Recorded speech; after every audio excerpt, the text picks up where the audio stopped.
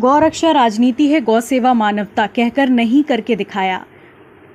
अक्सर राजनीतिक मंचों से गौरक्षा को लेकर कई वादे, आरोप प्रत्यारोप लगाए जाते हैं। गौरक्षा को लेकर लंबे समय से राजनीति हो रही, कई सरकारें चुनावी मुद्दों में गौरक्षा की बात करती हैं, लेकिन बलराम पटेल ने गौ सेवा कर राजनीति के सामने एक बड़ा प्रश्न चिन्ह खड़ा कर दिया।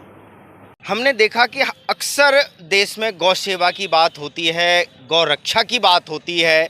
हमने कई नेताओं को देखा, कई राजनेताओं को देखा और कई ऐसे लोगों को जो केवल नाम के लिए काम करते हैं। हमने कई प्रकार के लोगों को देखा जो गौ माता को लेकर राजनीति करते हैं।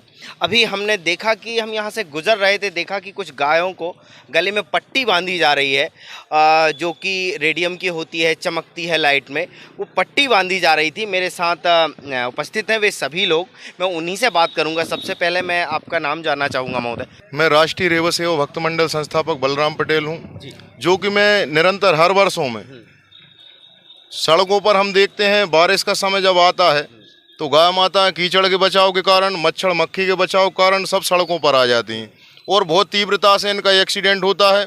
कई गौ माताओं की जान भी जाती है। पर हमारा निरंतर प्रयास रहता है कि गौ माताओं को हम सींगों पर रेडियम भी लगाते हैं, छोटे छोटे जो बछड़े रहते हैं उनके पट्टी बांधते हैं, साथ में जो एक्सीडेंटल गाय मिलती है उनका उपचार भी करते हैं हम। हमने बहुत सारी देखी है कि कई सड़कों पर वर्तमान में जब बरसात के दिन होते हैं तो जैसा कि आपने बताया, मच्छर मक्खी कीचड़ की वजह से गाय जो है वो सूखी जगह पे बैठना पसंद करती हैं।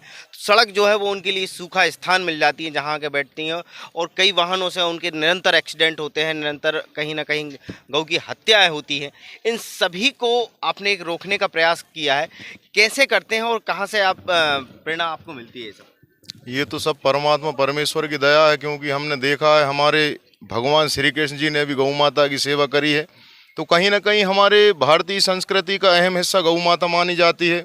और आज हमारी जीवनदायिनी जो जन्म देने वाली माँ है, उससे भी बढ़ के हम गौ माता को मानते हैं।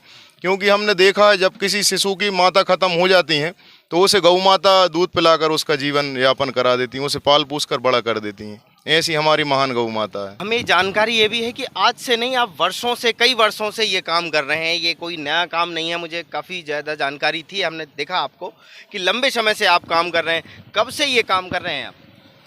मेरे ख्याल से शायद मैं वर्षों में तो नहीं गिना सकता, जब से मैं युवा अवस्था में आया हूँ। और गौ माता की जिस तरह से मैंने ये दयनीय स्थिति देखी, जो एक्सीडेंट का शिकार हो रही, जगह जगह पर गौ माता जख्मी पड़ी है, तो मेरे मन में ऐसी पीड़ा उत्पन्न हुई।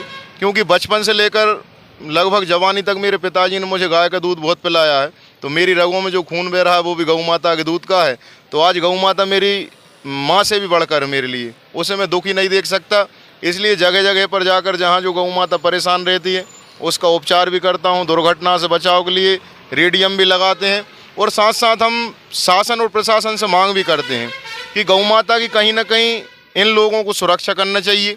जिस तरह से आज हम देख रहे हैं, अगर जिस तरह से राष्ट्रीय पशु मान लो शेर को बनाया है, हिरन को भी राष्ट्रीय पशु का दर्जा प्राप्त है, तो क्यों ना हमारी सरकार में बैठे जिम्मेदार लोग गौ माता को भी राष्ट्रीय पशु का दर्जा दें और हमारी गौ माता खुशहाल जीवन यापन कर सके।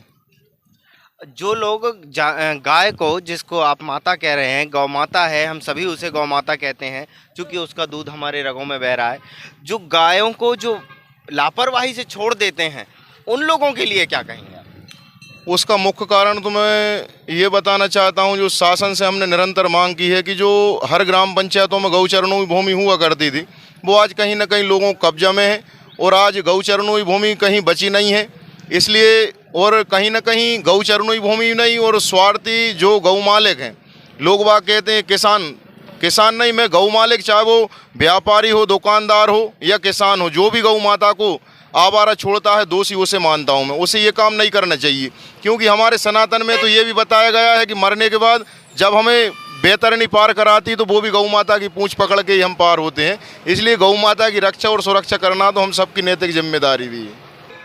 शासन में बैठे जिम्मेदार लोगों से वर्तमान में जो सरकार है उनसे आग्रह करता हूँ, और चाहे भविष्य में जो सरकार बने, गौ माता जैसी हमारी संस्कृति के जो अहम हिस्सा मानी जाती, इस माता को राजनीतिक दृष्टि में इसका कोई वो ना करें। इसका एक मान के चलें, कहीं ना कहीं हम चुनाव आया तो उसे एक उद्देश्य बना लिया कि गौ माता के लिए ये कर देंगे, वो कर देंगे।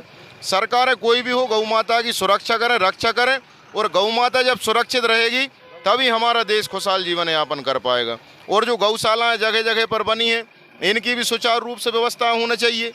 आज जंगल में हम देख रहे हैं, गऊ अभ्यारण्य की मांग भी हमने बहुत दिनों से की, पर शासन में बैठे जिम्मेदार लोग कहीं ना कहीं गौ माता के अभ्यारण्य की ओर किसी भी प्रकार का ध्यान नहीं दे रहे, और ये मेरे ख्याल से तो शायद नाकाम जैसे साबित हो रहे हैं। तो आपने देखा कि गौ सेवा ऐसे भी की जा सकती है, ज़रूरी नहीं है कि केवल मंचों से और फोटोज़ में और पेपरों में आए। गौ सेवा करने का अपना एक तरीका होता है, जो कि हमने यहाँ पर देखा। अपने शहर, अपने प्रदेश की ताज़ा खबरों के लिए लाइक करें, शेयर करें, सब्सक्राइब करें और हाँ, बेल आइकन दबाना ना भूलें, क्योंकि खबर हमारी, फैसला जनतंत्र का।